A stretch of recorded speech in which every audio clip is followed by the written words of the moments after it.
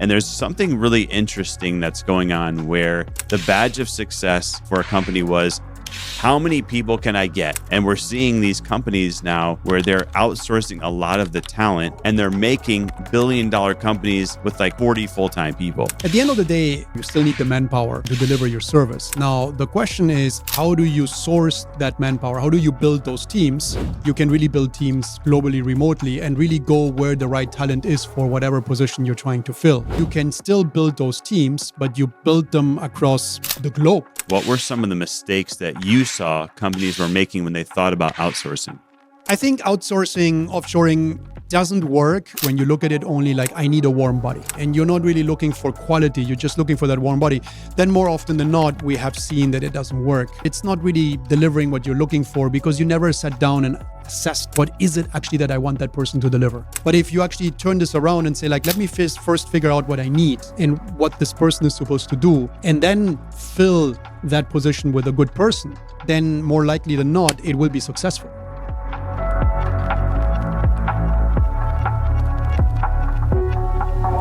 Yeah, so Nicolas, really great to have you. Outsourcing has been something that has completely changed and revamped my entire company. And many people that I know, it's been the absolute game changer for them. And there's something really interesting that's going on where it used to be the badge of success for a company was, how many people can I get? Like, I want to make $1 billion company. That means I need to have 10,000 employees, right? And we're seeing these companies now where they're outsourcing a lot of the talent and they're making $1 billion companies with like 40 full-time people. How do you see this all being transformed in a world where we are so global? Well, first of all, thank you for having me. And I think that's a very interesting question. At the end of the day, it's still, I guess, when you look at what you just said about the example you just gave, the success for those companies is still the same. You still need the manpower, or to some degree, the manpower to deliver your service. Now, the question is, how do you source that manpower? How do you build those teams, like globally? And so if before you had to hire a ton of people wherever you were because you had a factory or you had a service office or whatever, now, and specifically after COVID, you can really build teams globally, remotely, and really go where the right talent is for whatever position you're trying to fill. But I think if I understood you correctly, the success of those companies is still based on the fact that they need to build those teams, maybe not at the 10,000 people scale, maybe at a smaller scale, but you still need talent.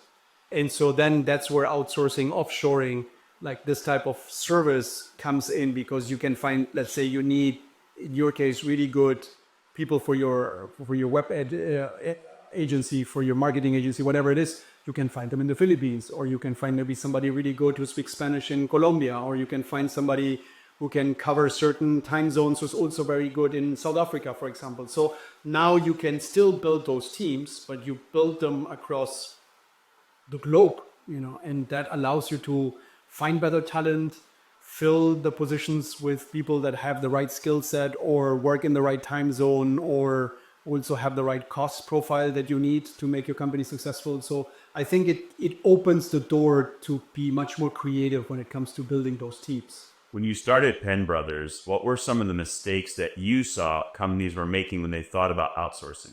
I think outsourcing, offshoring doesn't work when you look, or it's difficult to make it work when you look at it only like, I need a warm body.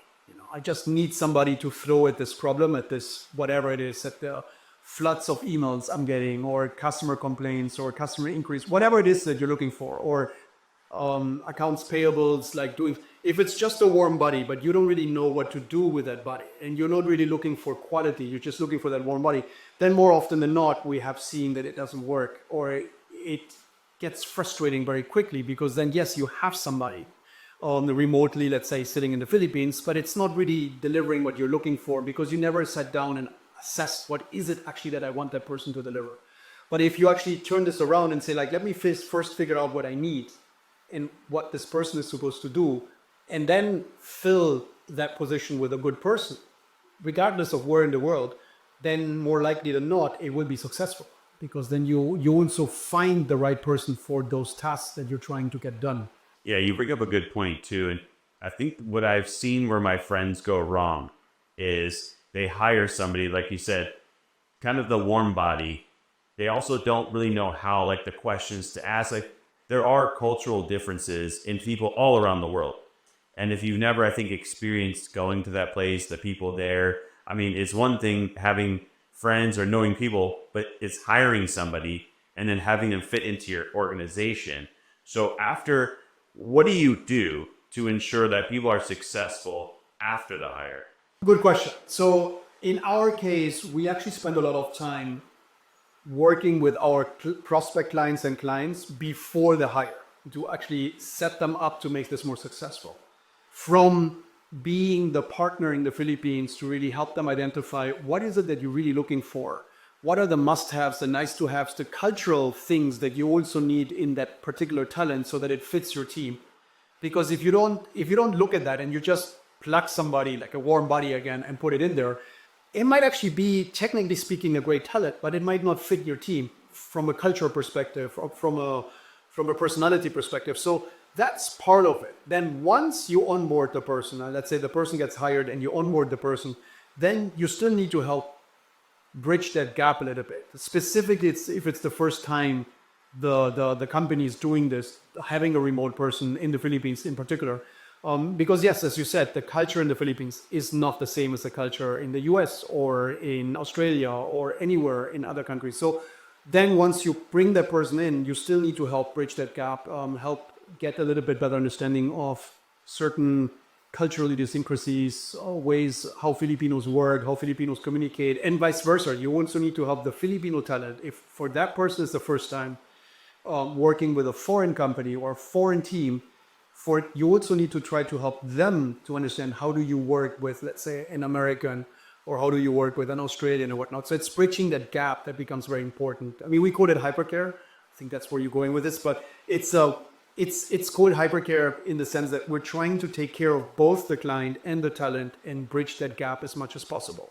Now, that said, it doesn't always work. I mean, we're still talking about human resources. Any organization, when you hire 10 people, it's likely that maybe one or two won't be the right fit. Even if HR did the best job, you did the best job interviewing, humans don't always work out. So that's, I think, why people are so excited about AI for a lot of other things. It's one of the reasons why I never started in a company of offshoring. People ask me before, and I'm like, I don't want to be in the business of HR personally. Yep. It's a great business. Yep. And I think it's incredible to help not only the companies, but also helping, people all around the world make money and prosper. I think is amazing. But it definitely has its intricacies. You said something that really stuck with me. In my corporate experience, the biggest downfall I felt that they would do is they never put people in the right place. It's almost reminding me of Strength Finders. If you read that book, it's like if somebody's not doing well in a job, they performance improve them out. They try to get them fired, even though maybe they'll be doing great if they were in a different position. Mm-hmm. So I've always had that in the back of my head, like, is this person not doing the job because they're not a good employee or not a right fit for the company? Or is it that they're not a right fit for the role? So how do you see that when it comes to just leadership in general? Like, how do you recognize that if somebody is good still for the company, but maybe just needs to move to a different position? Yeah, that's an excellent question. I think that's the real tricky part of HR and organizations. How do you deal with those circumstances? Sometimes I think there is no clean-cut answer to that. In my opinion, in my experience, it really comes down to the situation itself. You might have situations where you can experiment. You can actually move a person from one team to another team, thinking that, okay, maybe this person is a better fit over here. With the environment or the team or even the boss can make a big difference. But I think also sometimes you don't have the luxury of time to do those experiments and play around. So I think there you need to be more, I guess, conscious of what priorities do you have, how much freedom you have, how much time you have. That applies to my own company, but I guess also to my clients. And sometimes you might have just to bite the bullet and say, like, listen, maybe this person would work somewhere else, but I don't have the freedom or I don't have the time to try it out. So let's replace. And other times you can actually try it and you can move people around and see how it goes. So that's really tricky because it's not a clear-cut situation. There's a saying in the startup world, hire slow, fire fast. I'm not saying it's the right thing to do. I'm just saying, like, it's definitely something. I think it's kind of been a phrase that's been slowing down. But I remember many years ago, I had so many mentors, bosses were like, stick to this phrase, right? I don't know if it's probably not even a good thing. Let's go back to your story, though. I know you've had the incredible opportunity to live in different places around the world, which I think is the most amazing thing that anyone can do is travel around the world if they can. How did you get to here in the Philippines? Which, by the way, we're filming now in the Philippines, which I think is amazing. But how did you get here? Well, that's a long story. So after university, I had the opportunity of spending about 6 months in Japan to do martial arts. I had been doing martial arts on and off since I was 6 years old. Had been already one time over the summer during my studies in Japan, and then truly enjoyed it. Fell in love with the country and with the people. So I got this kind of like, what do you call this, like a sabbatical opportunity after finishing my master's degree. Went to Japan, spent 6 months there, learned some Japanese, thinking that it was much better than it really was. But at least I thought I could now understand a little bit of what was happening around me.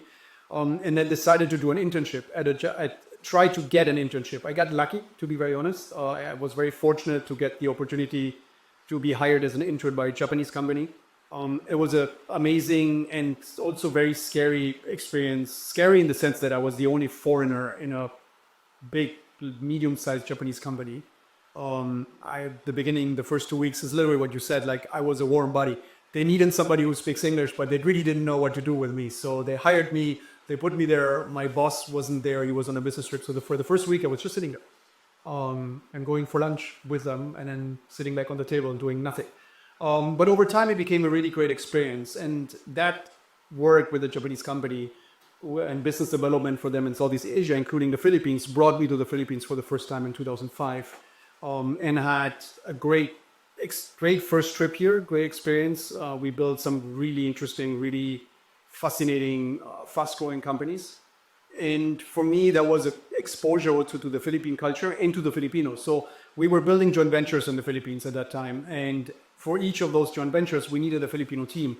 And that's where I realized how great they are from a talent perspective, but from a personal perspective, from a team perspective. So that exposed me to really working with them and building teams with them and seeing firsthand while I was working with them how good they are and how diverse of a talent pool you actually have in the Philippines. I mean, a lot of times, unfortunately, the Philippines has a little bit of a reputation of having certain type of talents. You know, if you talk to, I mean, it's either seafarers or cleaning ladies or nurses or nannies, correct?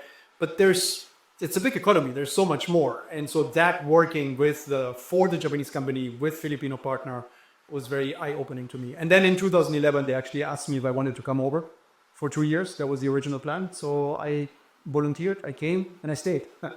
So it's been 14 years here. So you started this company. In some categories, you've grown to being one of the fastest growing companies here in the region, which is amazing. I mean, thousands of people are being helped every year. What is it to you that when you look back and say, wow, success to me means this? For me in particular, I mean, I'm half South American and half German, but I grew up mainly in South America. And unfortunately, the country where I'm from, and this applies to a lot of South American countries, there's a lot of migration out of those countries because there is just not enough jobs, enough opportunities, enough options of things that you can do, even if you have a good degree. And so for me, what is success, particularly with Penbrothers and here in the Philippines, is really seeing how we can not just build teams for our clients, but really create super interesting jobs for Filipinos without them actually having to leave the Philippines or having to leave the countryside nowadays after COVID. I mean, a lot of our people actually work remotely. To give you one simple example, we didn't create this job, but we have a German client, who needed a German-speaking accountant.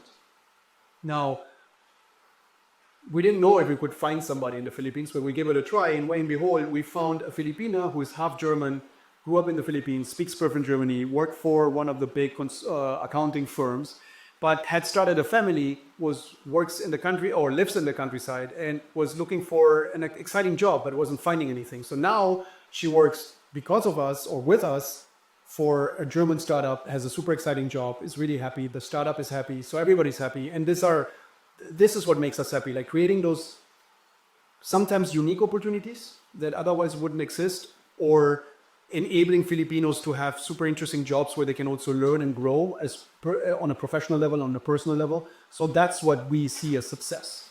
Yeah, there's some amazing talent here. There is amazing talent. Like you said, they get put in a box sometimes internationally as certain things, but when you're here, you realize that they're super highly educated. I didn't even graduate college. Like 90% of people I meet here graduated college, and it could be, so I'm amazed by the talent. When you look back at scaling for your organization, what was a moment that really stuck out to you where it was maybe harder to scale than you thought, or it's something that happened while you were scaling the company that you never even anticipated?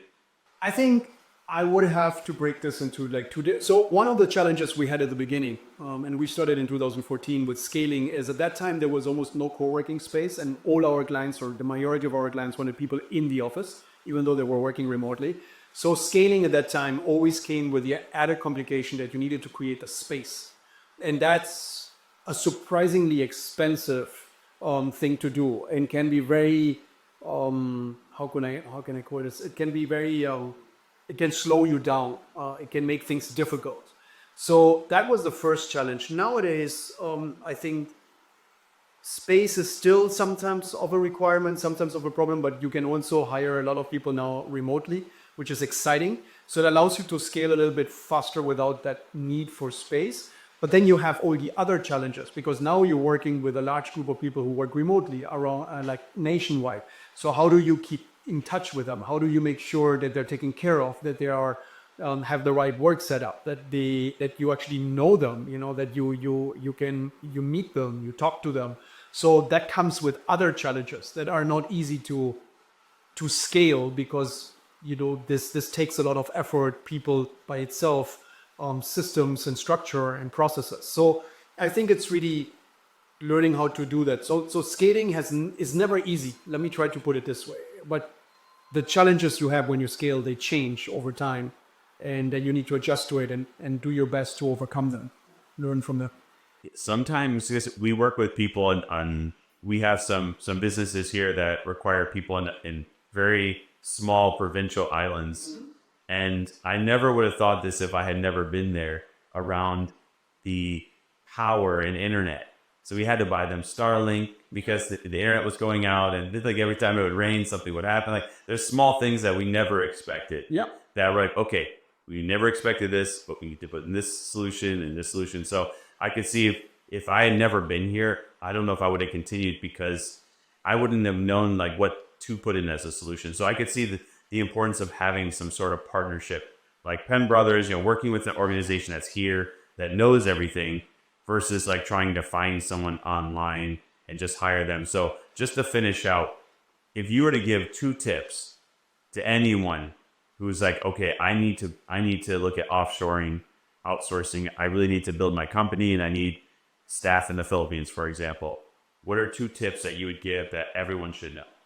Well, I mean, rounding it out what we talked before. I mean, first, really understand what's the tasks that you really want to get done, and what does success for that task or for that staff look like, so that when you hire then somebody remotely, be it in the Philippines or anywhere else, you are able to set that person up for success, instead of just a warm body that will be most likely frustrating because nobody really knows what that person is supposed to do.